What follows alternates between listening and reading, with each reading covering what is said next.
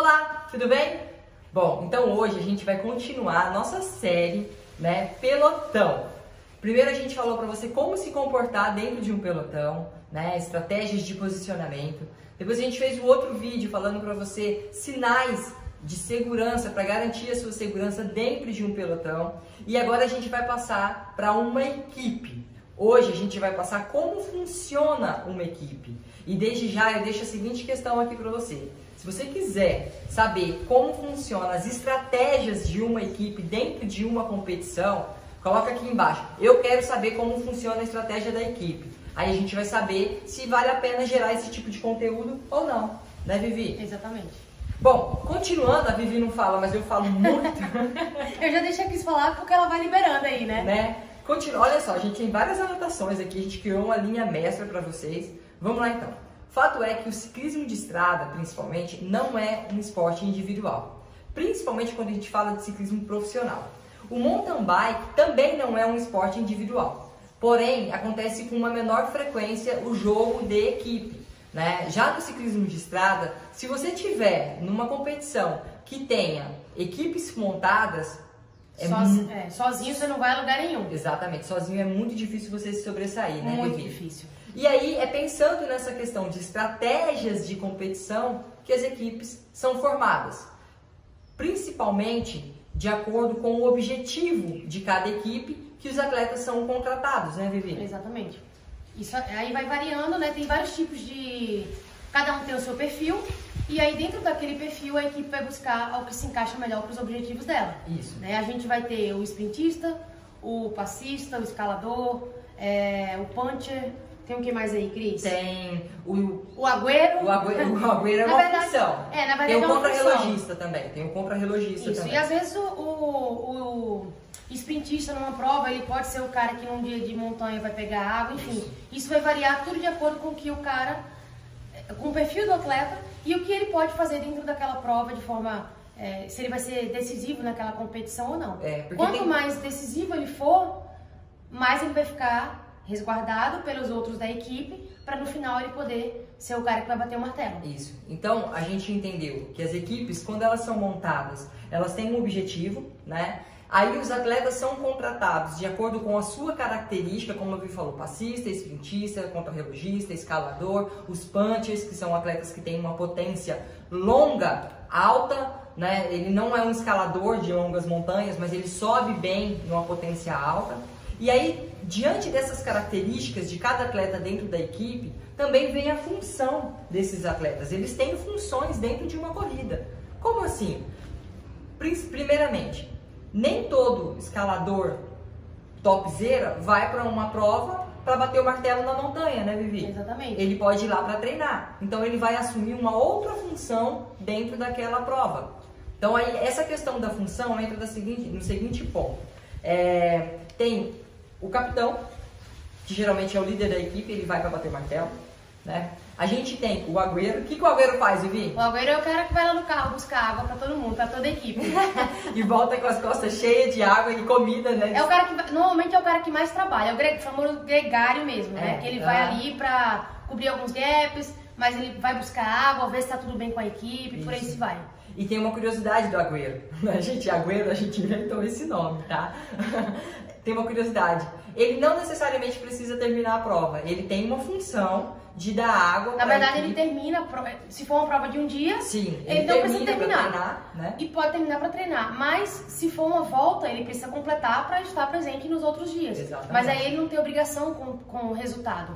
Ele vai realmente para trabalhar, se doar completamente para a equipe. Isso. Se for voltas ou porque algumas clássicas, a gente já vai falar para você como que é cada tipo de prova e essas equipes que são montadas para esses tipos de prova, a gente já vai tocar nesse assunto, mas um exemplo assim, se for uma grande volta, tem um atleta que ele é responsável por dar água para os líderes, né, ou para o líder da equipe, até X quilômetros, depois ele já acabou a função dele, ele só vai completar a etapa porque no dia seguinte ele tem que largar. Outro atleta assume essa responsabilidade, né, Vivi, de estar com o líder, né, até tal quilometragem, para servi-lo, ou então para trocar de bicicleta se precisar e por aí. É a hierarquia da equipe, né? Tem aquele cara que vai trabalhar logo de início e pode se gastar, que sabe que ali até a metade da prova, ou um pouco mais da metade, já não pode mais contar com ele. Isso. Né? E tem aquele cara que vai ser o último que é o líder a deixar, da equipe. não, o penúltimo, aliás, é o último a deixar o capitão. Sim. É o cara que vai até quase os quilômetros finais, trabalhando pro capitão, até que o capitão vai ter que se virar sozinho para fazer o melhor possível, né? É o gregário, né, Vivi? É o gregário.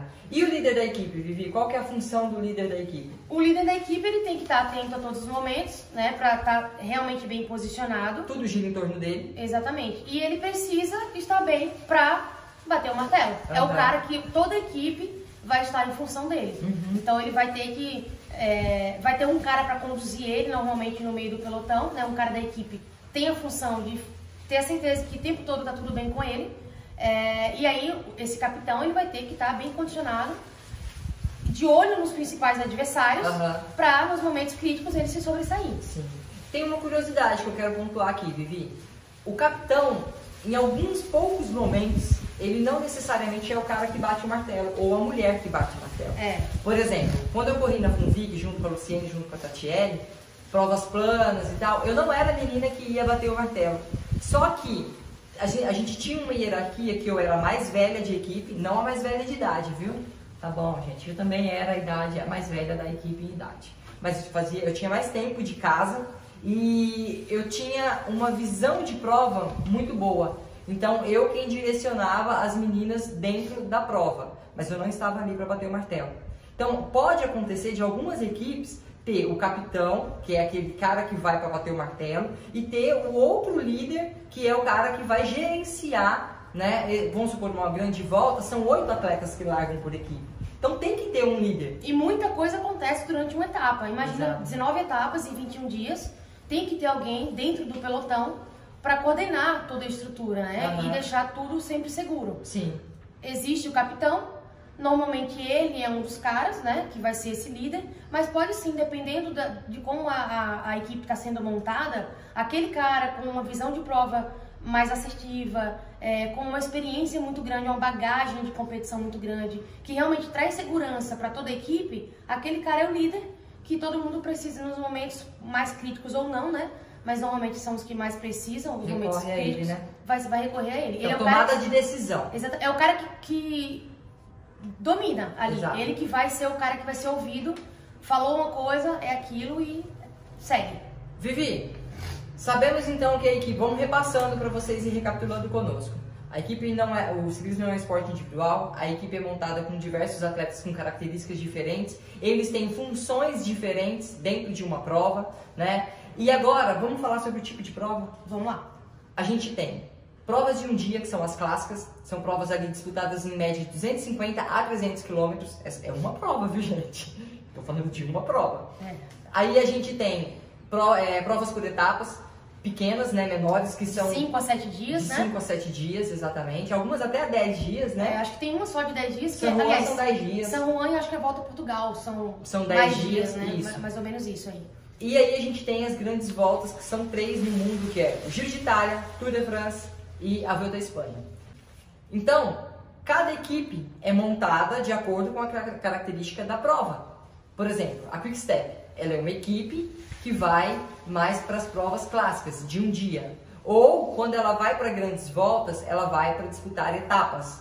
Né? Eles não têm... Normalmente é assim, que Exatamente. Eles se posicionam. Isso, né? eles não têm um escalador. O ano passado a gente teve o Alaphilippe. Que estava, né, numa condição física totalmente saiu da caixinha também, né? Saiu da e brigou caixinha. até certo momento pela camisa amarela, né? Mas Exato. por ele não ser um escalador, isso pesou. Né? A gente não sabe o que ele é capaz de fazer esse ano. Pode ser que ele venha para brigar realmente para manter a amarela até o final. Isso. Mas aí outras equipes também estão nessa mesma condição, nesse mesmo querer. Sim. Né? A gente tem a Ineos, que não tem nenhum sprintista.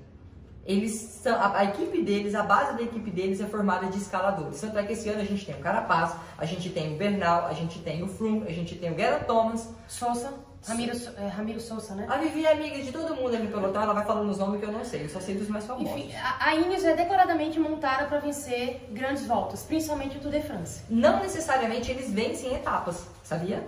E a equipe deles é muito forte no contrarrelógio também, porque contrarrelógio muitas vezes define uma grande volta. Então, deu para entender como é um quebra-cabeça, que não é simplesmente você pegar uma atleta e colocar dentro da equipe.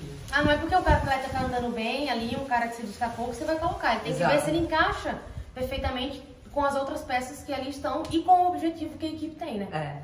Agora, Vivi, passa pra eles qual que é a estrutura que uma equipe tem para uma grande volta. Vocês vão ver como o negócio é surreal, né? É muito surreal. Quando eles vão para essas grandes voltas, né, que são 21 dias e 19 etapas. Fora da nossa realidade. A estrutura é mais ou menos essa, ó.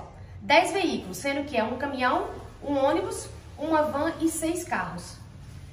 Aqui deu 9, né? Falta alguma coisa. Falta eles colocaram assim, eu pesquisei na internet, eles colocaram como um speed, eu não sei o que é essa velocidade que eles colocaram, é um tipo de carro diferente, né? 17 funcionários. 17 funcionários, não é atletas. 8 atletas, 27 bikes speed. De estrada. 18 bikes de contrarrelógio. 80 bikes mas como assim? Eles têm 8 atletas e 18 bikes de contrarrelógio? 18 bikes porque se der problema, eles vão ter as reservas. Ou seja, cada atleta tem mais de uma bike de estrada e mais de uma bike de contrarrelógio. Nunca vai faltar bicicleta.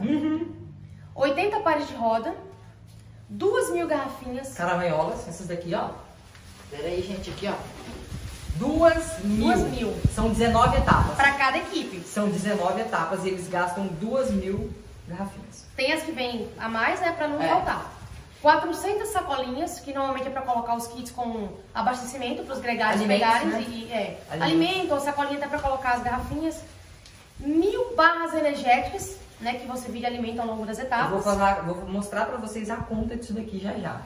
E 1.500 géis para serem distribuídos durante as etapas.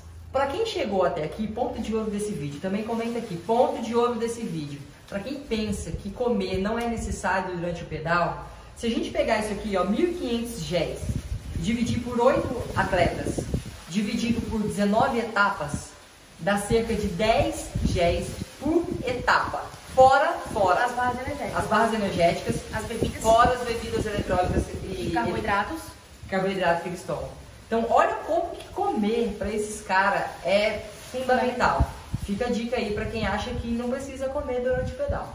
Muda tudo, né? A sua alimentação é o que vai dispor a sua energia durante o treino ou competição. E é isso. Falamos para vocês como que funciona a montagem da equipe, falamos da estrutura de uma equipe para uma grande prova. Agora a gente quer saber de você, se você quer que a gente continue essa série dentro do pelotão, falando como que funcionam as estratégias da equipe para ganhar competições. Como elas se comportam ali dentro das provas, né, para que o objetivo esteja alcançado. Aguarde seu comentário aqui embaixo. Compartilhe esse vídeo com a galera e aquele joinha de sempre. Assine o canal. Ativa o sininho também, ativa o sininho. Ativa porque toda vez que a gente postar um vídeo, você vai ser notificado. Até o próximo vídeo. Tchau. Tchau, tchau.